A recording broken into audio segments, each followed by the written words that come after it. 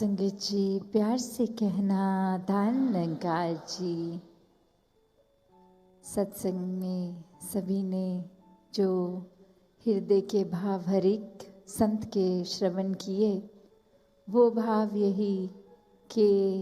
ये इंसान को जागाने की आवाज़ थी ये कि हर कोई इस संसार में जहाँ ये जन्म लेता है और एक दिन इस संसार से रुखसत भी होना है, तो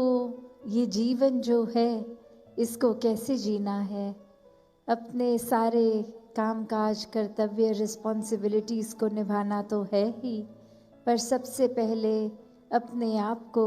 इस परमात्मा से एक करना है। जो एकत्व का बात है वो आपसी इंसानों का एक होना बाद में हो संभव होगा।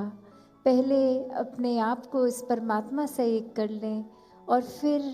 ये परमात्मा जो हर एक में है, फिर ये एक कॉमन फैक्टर जब इस परमात्मा से एक हो गए, इसको जीवन में बसा लिया, हर पल इसके एहसास में रहे, तो हर एक में इसका निवास, हर जगह इसका निवास, और फिर ये एकत्व पूरे ब्रह्मांड से ये स्थापित हो जाना बहुत ही स्वाभाविक हो जाता है। तो कैसे संतों ने यही सिखाया हमेशा अपने जीवन को इस तरह जी के कि ये परमात्मा ही प्रायोरिटी है, सबसे पहले इसी का आधार लेना है और ये ही है जो हमेशा कायम दायम है। तो अपने मन को भी स्थिर रखना, जीवन को सहज करना है अगर, तो हम ये इंसानों से उम्मीदें लगाएंगे या परिस्थिति के ऊपर अपने आप को डिपेंडेंट रखेंगे कि जब कुछ ठीक होगा तो चैन मिलेगा, जब वो इंसान हमारे जीवन में आएगा तो हमें चैन मिलेगा। नहीं, ये तो परमात्मा ने अपना अस्तित्व इस तरह रखा है कि ये हर जगह स्थिरता से है, ये हर जगह कायम दायम है। तो जब स्थिर के साथ ही अपने मन को जोड़ लेंगे तो ये सुकून भी यहीं से आना है, ये आनंद भी यहीं से आना है। ये फिर एक भाव, इसी के चलाने से हमारा जीवन सुखदायी चल रहा है, चाहे परिस्थिति दुख की हो या सुख उस समय एक फील हो रहा हो। तो कैसे इस निराकार के आश्रय जो रहते हैं वही वाक्य में ही एक असली जीवन संतों का जी रहे हैं, क्योंकि जब परमात्मा जीवन में आ गया तो हर एक के प्रति आदर, सत्कार, प्यार, प्रीत, ये वो वचन भी, ये वाणी भी विनम्र हो जाती है। एक मधुरता जीवन में है, हर एक तक फिर वो प्यार का भाव ही पहुंच रहा है। फिर किसी को कुछ सेवा भाव, किसी के लिए कुछ देने से पहले ये मन सोचता नहीं है कि क्या ऐसा करने से मेरा कोई फायदा है या नहीं, पर हर एक के प्रति प्रेम का ही ये भाव है जो ये सेवा भाव भी बन रहा है कि ये परमात्मा से जो प्यार है और सभी में ये परमात्मा है, तो किसी इंसान के लिए सेवा करने का भी भाव इस परमात्मा की ही सेवा है।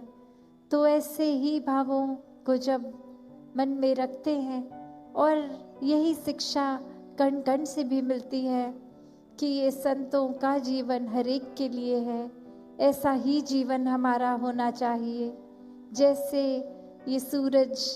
अगर रोशनी दे रहा है तो कोई भेदभाव नहीं कर रहा, ये रोशनी हर जगह के लिए है।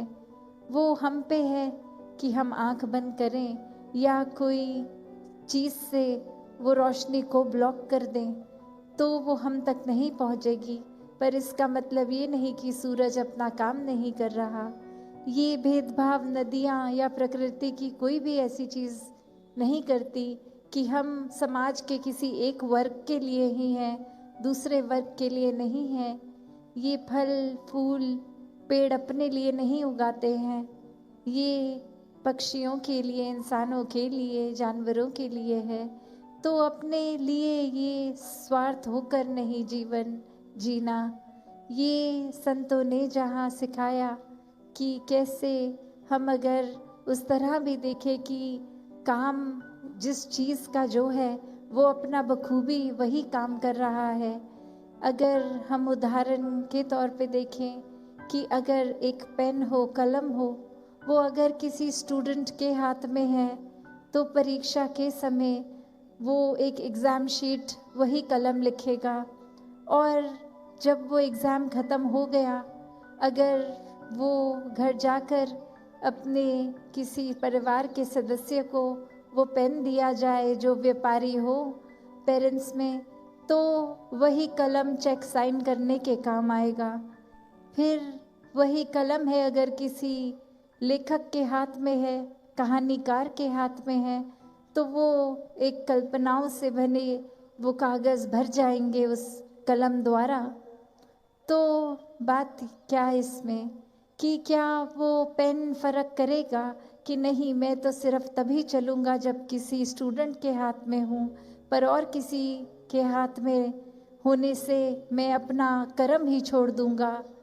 तो हर कोई अगर ऐसे ही भावों को पकड़े कि अगर इस परमात्मा ने हमें मनुष्य बना के भेजा है तो ये मनुष्यता सच्चा धर्म, इसको नहीं छोड़ना। यही हमारा कर्म है कि हमने मानव का शरीर धारण किया है, तो पूरी तरह से ये मानवीय गुणों को अपनाएं। ये फिर कोई हमारे साथ ठीक नहीं है, किसी का व्यवहार ठीक नहीं है, कोई परिस्थिति ठीक नहीं है, उसके ऊपर डिपेंड करके हमने अपने व्यवहार में ये तोड़ बदल नहीं करनी। हम अगर प्यार हैं तो ही प्यार करेंगे, वरना तो वो दिखावा होगा कि अगर ये लेन देन का सौदा है कि कोई मेरे साथ ठीक है तो मैं भी उस इंसान के साथ ठीक हूँ, कोई अगर मेरे साथ ठीक नहीं है तो मैं उसके साथ ठीक नहीं हूँ। तो ऐसी सोच अगर हम रखेंगे तो वाकई में ही ये एक बेसिक चीज़ जो इंसान बने हैं तो अपनी ये मनुष्य के लक्षणों को ही खो रहे हैं। अगर ये चतुर चालाकियों से ही जीवन जीना है तो फिर ये एक सहज जीवन है ही नहीं। ये बहुत ही एक शातिर होकर अपने फ़ायदे के लिए या सिर्फ अपनी प्रशंसा के लिए या हम कितने श्रेष्ठ हैं ये औरों को दिखाने के लिए ऐसा बनावटी दिखावट का जीवन इंसान जीना शुरू कर देता है। तो बात वही कि कैसे एक जो बात है कि ये कर्म इंसान का क्या है, वो यही कि मानवीय गुणों को जीना है, मानवीय गुणों को फैलाना है। और ये बात कि आगे से हमें क्या मिल रहा है क्या नहीं, उस पे ध्यान नहीं होना चाहिए। ध्यान तो बस हम क्या दे सकते हैं उस पे होना चाहिए। जैसे अक्सर एक सिचुएशंस में भी कोई ना कोई बात अगर ऐसी सोचा जाए कि कोई भी एक क्रोध की आवश्यकता तभी आती है जब कोई किसी के नुकसान के लिए कदम उठाए जाएं, वरना तो इस संसार में हर चीज़ करने के लिए ये प्यार ही काफ़ी है। तो कैसे ये मन को क्रोध से दूर रखने के लिए भी चेतन किया जाता है संतों द्वारा बार बार कि ये ह्यूमन इंस्टिंक्ट्स हर एक के अंदर हैं, भय भी है, क्रोध भी है और भी अन्य चीज़ों से भरा ये फीलिंग्स, ये दिल।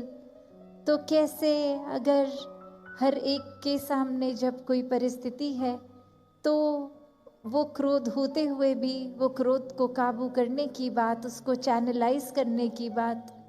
कि अगर हम यही कह देंगे कि हमारे अंदर क्रोध है इसलिए हमने किसी को बुरा भला कह दिया, तो ये कोई एक्सक्यूज़ नहीं है। वरना तो हम उदाहरण देखें तो हम ये कह सकते हैं कि जो आग है उसका तो काम ही जलाना है,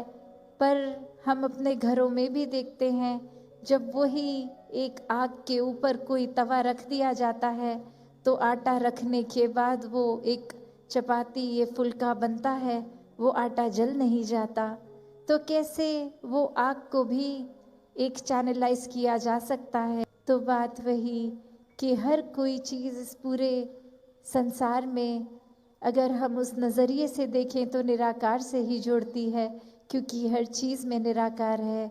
तो कोई भी चीज़ को कैसे उपयोग करना है, वो सदुपयोग करना भी एक चेतनता की बात है, और चेतनता खो के उसी चीज़ का, उस सोच का वो मिसयूज़ करना, एक दुरुपयोग करना भी हमारे ऊपर है। तो जो निराकार का आधार लेते हैं वो अपना जीवन सदुपयोगी जीवन बना लेते हैं। सत्संगत जी, धन्यवाद।